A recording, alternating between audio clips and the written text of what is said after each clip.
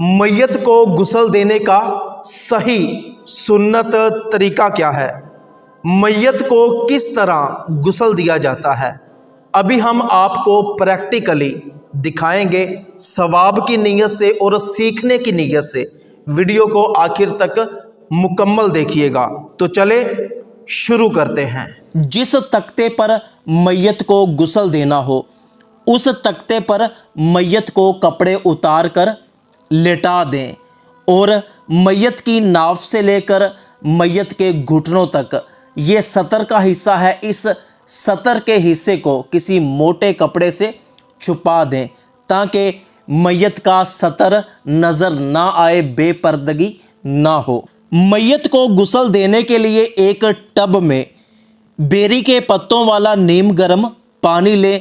मैयत के ऊपर पानी डालने के लिए साथ एक बर्तन, डोंगा वगैरह लें, एक साबुन ले लें और थोड़ी सी रुई ले लें।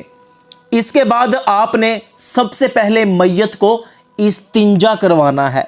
मैयत को इस्तिंजा करवाने के लिए सबसे पहले अपने हाथ पर दस्ताना वगैरह, कपड़ा वगैरह, कोई शापर वगैरह लपेट लें।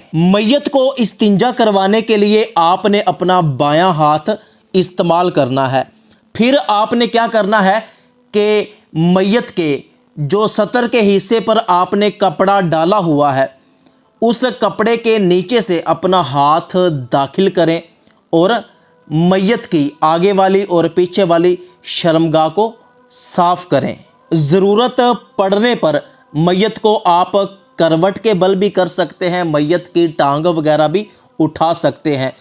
खूब अच्छे तरीके से इस्तिंजे वाली जगह को साफ करें, पानी बहा दें। मैयत को इस्तिंजा करवाने के बाद आपने जो दस्ताना, कपड़ा या शोपर वगैरह अपने हाथ पर चढ़ाया हुआ था उसको निकाल कर कचरे में फेंक दे। इसके बाद आप अपने हाथों को अच्छे तरीके से धो लें। अब आपने मैयत को वुज़ू करवाना है।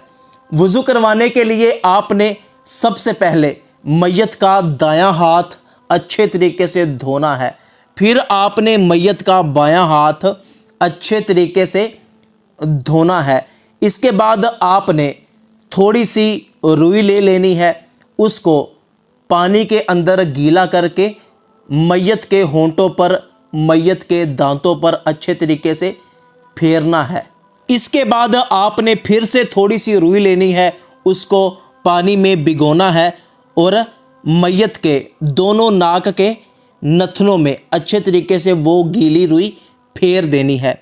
इसके बाद आपने मैयत के नाक में रुई डाल देनी है और मुंह के ऊपर भी रुई रख देनी है ताकि पानी मुंह के ज़रिए या नाक के ज़रिए पेट में ना जाए। और आपने इसके बाद मैयत के चेहरे को आहिस्ता आहिस्ता से धोना है।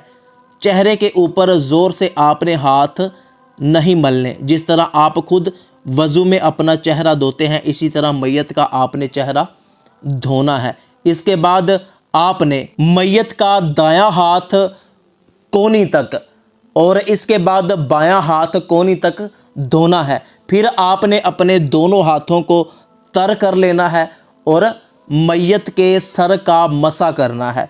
इसके बाद आपने मैयत का दायां पाँव अच्छे तरीके से धोना है।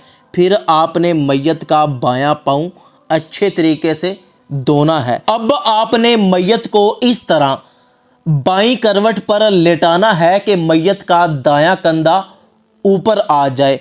याद रहे कि जो कपड़ा मैयत की सतर वाली जगह पर है वो कपड़ा वहाँ से हटने ना पाए।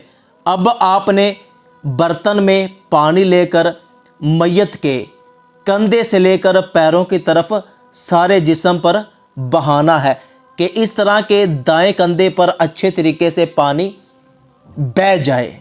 इसके बाद आपने मैयत को दाईं करवट पर लेटा देना है कि मैयत का बायां कंधा ऊपर आ जाए।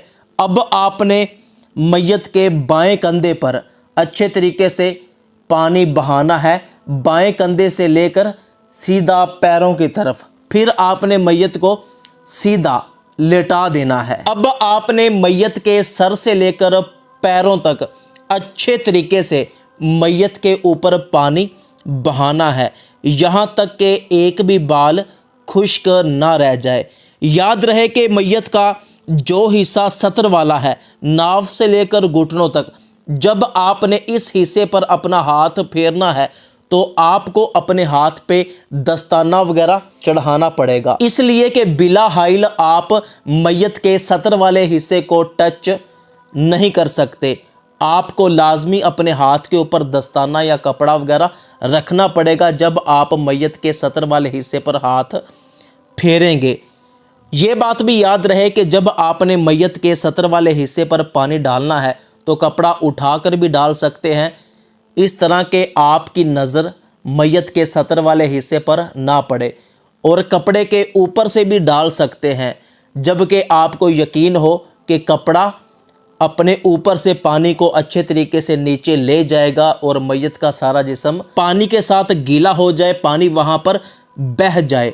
इसके बाद आपने मैयत को करवट के बल करके मैयत की कमर वाले हिस्से पर भी अच्छे तरीके से पानी बहाना है, वहाँ पे हाथ फेरना है।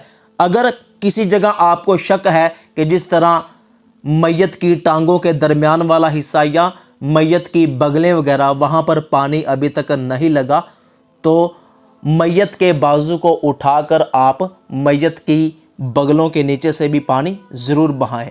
इसी तरह मैयत के टांगों के दरमियान भी पानी को ज़रूर पहुँचाएं, यहाँ तक कि मैयत के जिस्म का कोई भी ऐसा हिस्सा ना हो जहाँ पर पानी ना बहा हो। अब मैयत को थोड़ा सा ऊपर करके बिठाएं जहाँ तक मैयत ऊपर हो सके, और मैयत के पेट पर हाथ फेरें ताकि अगर कोई चीज़ जिस्म के अंदर से बाहर निकलने वाली है तो वो शर्मगाह के ज़रिए बाहर निकल जाए। मैयत को दोबारा से इस्तिंजा करवा दें। अब मैयत को दोबारा गुस्ल देने की हाजत नहीं है। ज़रूरत पड़ने पर आप मैयत को साबुन के साथ भी नहला सकते हैं, लेकिन बेरी के पत्ते भी वही काम करते हैं जो साबुन काम करता है। तो दोस्तों, वो लोग जो मैयत को गुस्ल देने वाले हों, उनका मैयत को गुस्ल देते वक्त अपना बावज़ू होना ज़रूरी है।